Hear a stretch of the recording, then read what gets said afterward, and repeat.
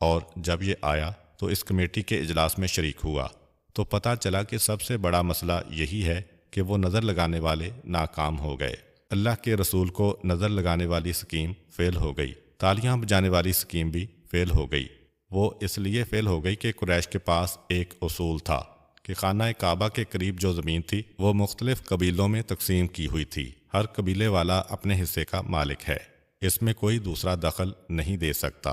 یہ تالیاں بجانے والے جتنا بھی قریب جائیں وہاں سے آگے نہیں بڑھ سکتے جہاں سے خاندان بنی ہاشم کی حد شروع ہو رہی ہے۔ انہوں نے اپنا ایک اصول بنایا ہوا تھا کہ کسی دوسرے کے حصے میں قدم نہیں رکھیں گے۔ اب ہوتا کیا ہے کہ پیغمبر اسلام صلی اللہ علیہ وآلہ وسلم کے چاروں طرف اگر تالیاں بجانے والے ہوں تو ٹھیک ہے کہ نہ کوئی قریب آئے گا نہ سنے گا، لیکن جب پیغمبر اسلام بیٹھے ہیں، چاروں طرف کا علاقہ خالی پڑا ہے اور اس کے باہر تالیاں بجانے والے کھڑے ہیں، تو ایک تو یہ کہ اتنا اثر نہیں ہوگا، جو پیغمبر اسلام کے قریب پہنچ گیا وہ پیغمبر کا کلام سن لے گا۔ دوسرا یہ کہ یہ چیز خود لوگوں کو تعجب میں ڈالے گی کہ یہ کیا ہو رہا ہے کہ ایک آدمی تنہا ایک بڑے علاقے میں بیٹھا ہے، اس کے قریب جانے کی ہمت کوئی نہیں کر رہا، سب دور کھڑے ہو کے تالیاں بجا رہے ہیں۔ چنانچہ ان کی یہ تالیاں بجانے والی سکیم بھی مکمل کامیاب نہ ہو سکی۔ نضر ابن حارث نے سنا کہ یہ ہوا ہے، کہا کہ اچھا پھر ایک طریقہ میں تمہیں بتاتا ہوں۔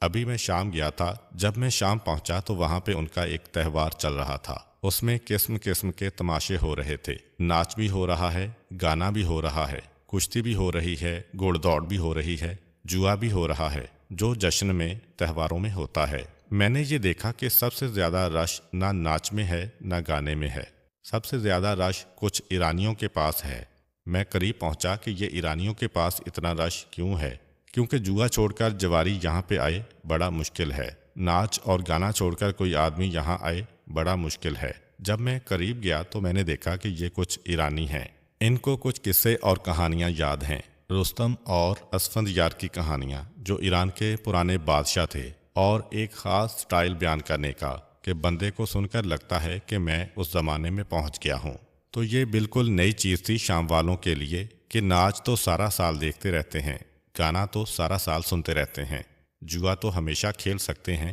مگر یہ جو لوگ آئے ہیں ایران سے یہ تو سارا سال نہیں آتے ہیں، چند دنوں کے لیے آئے ہیں پھر چلے جائیں گے۔ چنانچہ سارا شام کودا پڑا جا رہا تھا۔ تو اب یہ نضر ابن حارث مشورہ دے رہا ہے کہ اب تک مکے میں کسی آدمی نے وہ چیز نہیں سنی، اگر ہم ان لوگوں کو دعوت دے کے یہاں بلائیں اور ان کو کہیں کہ تم اپنے قصے کہانیاں یہاں سناؤ تو یہ ایک نئی چیز ہے، سب لوگ دوڑ کے چلے جائیں گے کہ محمد کا کلام تو سنتے رہتے ہیں۔